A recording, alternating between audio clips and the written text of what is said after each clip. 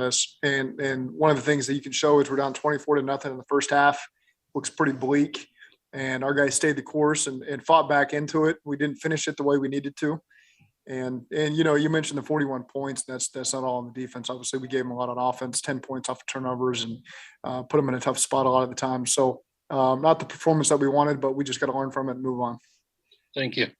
There was a report today that Logan Wilson dislocated his shoulder. Can you confirm that, confirm or deny that report? And what is the status of Logan? Yeah, he's got a shoulder injury, and certainly we'll miss a week, maybe a couple weeks. That would be the bright side of things. So we'll just have to see where it goes from there. But kind of go through the week and get some more information on it. But certainly out for this week.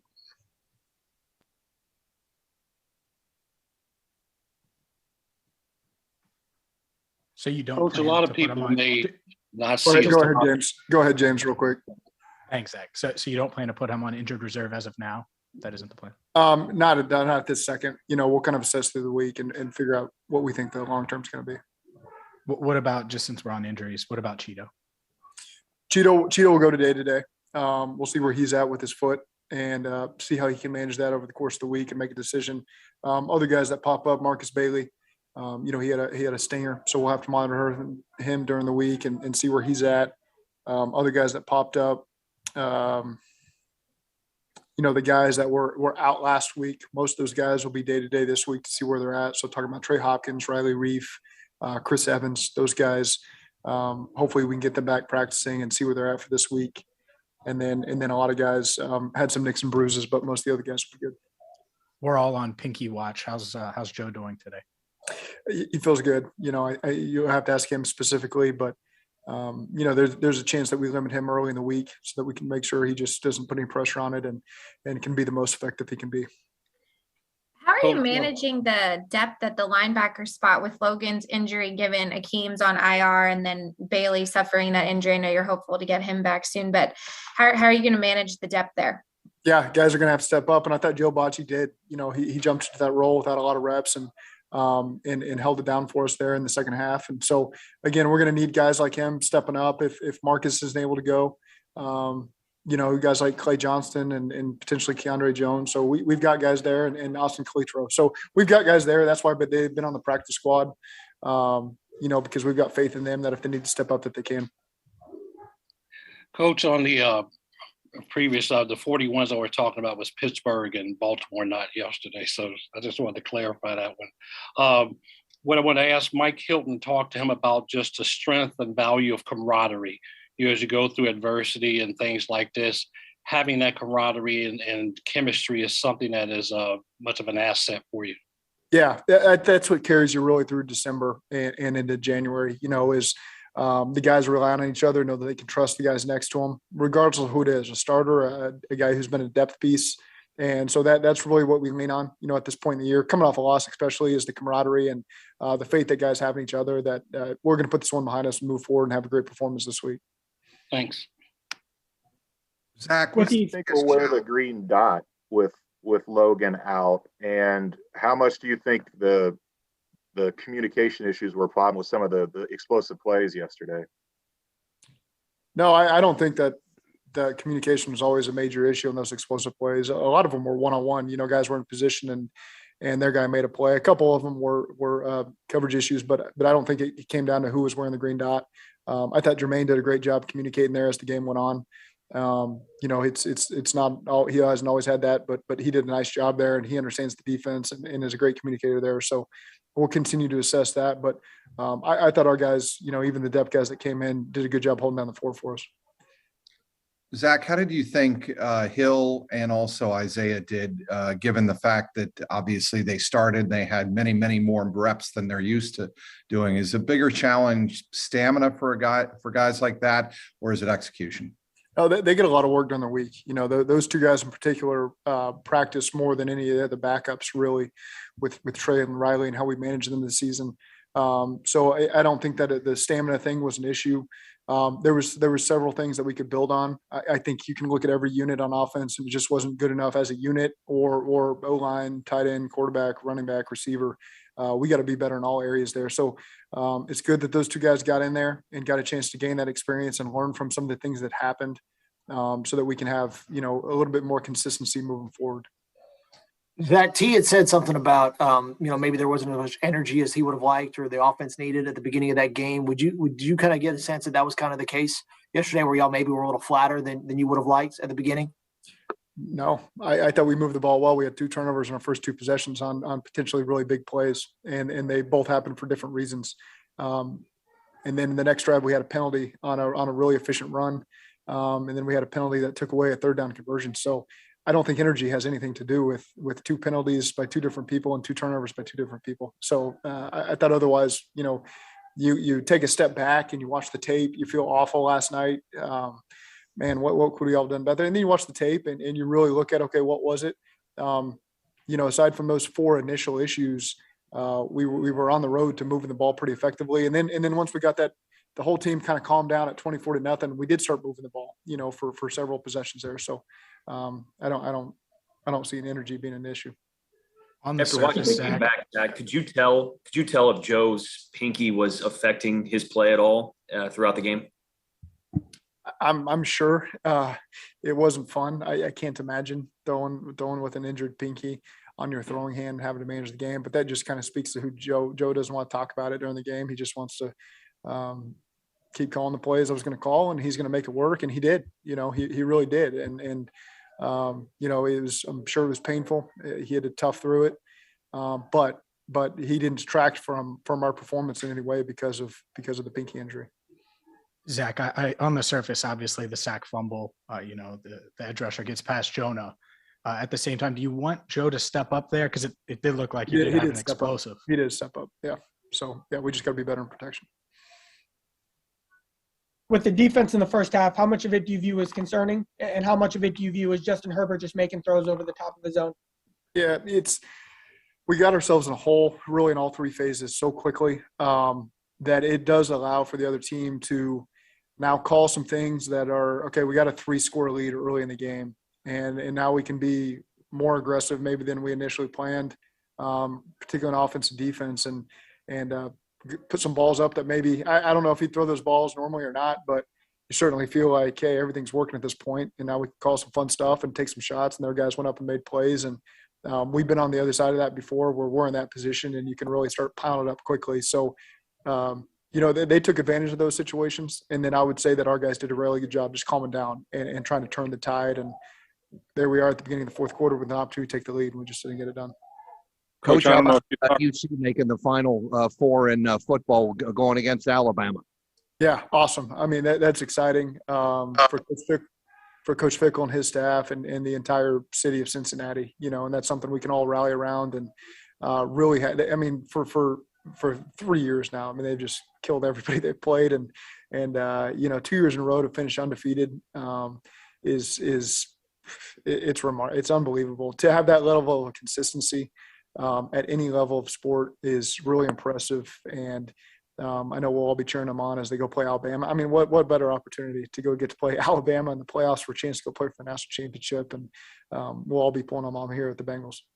You got an early look for the 49ers on Sunday? Say that one more time.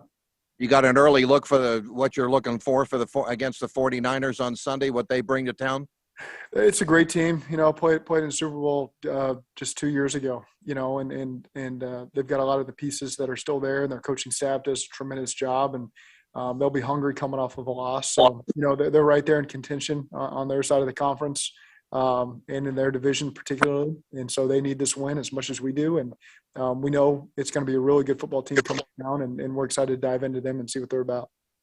Thank you. Coach, talked about Cheeto yet, the injury to his foot, and upon further review, was he down?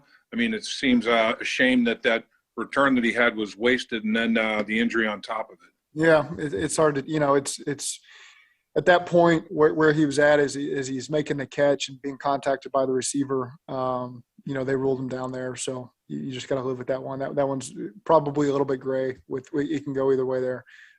He was ruled down there. So. What about his foot injury? How severe? Any update on that? Yeah, we'll see who he's at this week, and see what we can get out of him at practice. Zach, Zach, I'm sorry. Did you ever play with an injured finger on your throwing hand? No. I think Dan was going where I was going, and kind of to follow up on that, how difficult is that when you have a pinky issue, and how much does that affect grip and velocity as a quarterback and all things that go with it? Well, I thought he did a really good job handling it, over the course of the game, and it was a fresh injury. He was pretty accurate for us over the course of the game and put us in a position where we could have gone and won it. So he managed it there in the short term, and we'll see how this week goes for him. And we'll be smart with what we're asking him to do. Sometimes maybe rest is going to be the best thing for it, to let him manage it. So I think tomorrow we'll have more information how he feels. Wednesday we'll have more information how he feels, and see where we have to go with it this week. As a former quarterback, could you kind of empathize a little bit with having what he was dealing with? No, because I haven't experienced it, but you just try to picture in your head, all right, what would be the worst finger to injure, middle finger, pointer finger, whatever it is, but you don't want to injure any of your fingers as a passer. But again, he his feedback to me during the game was just keep calling plays and I'll make them work. And he did. With the guys on IR. I'm sorry, Charlie, on the second 2-point conversion attempt, when it got moved from the 2 to the 1. Yeah. I don't expect to hear your play call from the 2. But when it's moved to the 1, do you almost feel like you have to, try a power run from the 1-yard line? No, you don't have to. There's other things certainly we would have had in there, but we felt the confidence with that particular play call that we were going to be good to go there, and we were a little late off the snap at the point of attack, and didn't get what we wanted. With the guys on IR who still have a chance to return this season, Trey, Deontay, Xavier, do they have to practice, or could they get just dropped into a game on Sunday? You return them to practice, and then you see where they're at physically, because some of the rehab work they do, they look great, and for Trey and Deontay, certainly trending that direction to we'll know more tomorrow if we're going to activate them this week and start that 21-day window. But you got to see them in practice, see them move around, particularly a corner, the physicality of the offense play. So you get a chance to see them practice, and that's what that 21-day window is for. And some of them can happen quickly. Sometimes you'll wait a couple of weeks, but we'll play it specific to each individual on that stuff. Zach, there's so much conversation about showing film to players after a game like yesterday, or any game actually. But what about going over the film with the coaching staff itself and you guys sitting down and go, we've got to be better, whether it's the situation before halftime or something in the second half? Do you do that? Absolutely. Yeah, we meet first thing in all three phases on Monday morning to make sure we're on the same page going forward before we communicate with our players. And so, again, those are all I asked the question, if do we think I handled it the right way? There's no ego involved whatsoever. We just want to make sure we're doing what's best for the team, and we clean up any corrections that we need to make. And certainly there were things that I had to clean up yesterday that put us in a really bad spot. Zach, how do you measure or assess the consistency you've seen week to week from Jamar Chase this season, and how tough it is for any rookie receiver to have week-to-week consistency when you enter the league? Yeah, I think that's a rookie thing just in general that you're always aware of, and communicating with them, and the importance of being disciplined with your weekly routine, and that you can always rely on that. And you don't get to Thanksgiving usually is where it tends to pop up. And I think that our rookies have been aware of that, and they've done a great job. And specifically to Jamar, I think Troy's done a really good job, helping him with that routine. And we expect great things from him. We expect him to compete at a high level in every single game. And I'm sure there's a player or two he wants back from yesterday if our expectations are really high. And he also made some big plays for us yesterday as well. You worry about frustration with a young guy who hasn't seen some of the biggest numbers lately that he had early in the year? I think he really understands what can happen when people are trying to limit him, and you can see T and TB having big games as well. And that's what's great about Jamar, is the unselfishness of just wanting the team to win. Zach, how critical is it to maybe find those explosive plays, not just with Jamar, but maybe some of the ones that kind of you had the touchdown to T yesterday, but finding more of those throughout the games, and how much of a factor will that be moving forward, is kind of finding those explosives? Well, we're always looking for the explosives, and there's plenty of times. Yesterday we had them up, and there's the opportunity to present itself, and Joe did a really good job on a couple of protecting the football. It's versus from tough looks. They brought their fourth strong safety pressure on first and second down of the season yesterday on one of our shot plays. And it's just you get it at the time that you didn't want it, and the quarterback does a really good job of avoiding disaster and getting us a second 10. And that's a good football play. And moving on. So again, sometimes you're trying to get those shot opportunities. They're not always there. They may not look like we called them or whatever, but the quarterback just smartly gets us to the next play. 2 minutes. Zach, what did you think of Jackson Carman as a third tackle? I assume you've seen a lot of that in practice. What did you think of him in the game? Yeah, I think overall we're just looking for more consistency from our whole offensive unit. And I think everybody can kind of look at themselves from yesterday and see that there's a little bit more that we can do to help us win. What do you do with Joe's injury in terms of, it's a painful deal. You want to see if he can throw. You don't want to overthrow him during the course of the week. Try to get him ready for the game. I mean, that's a delicate balancing act, isn't it? How much you do physically with him? Yeah, I think that'll be constant feedback from him. Just making sure we're getting our team ready to play and making sure we have an effective offense on Sunday and getting Joe the work that he needs to get. So, those are I can't give exactly how the week's going to play out as I sit here right this second, but we'll have great communication with Joe over the course of the week and see what work we can get done.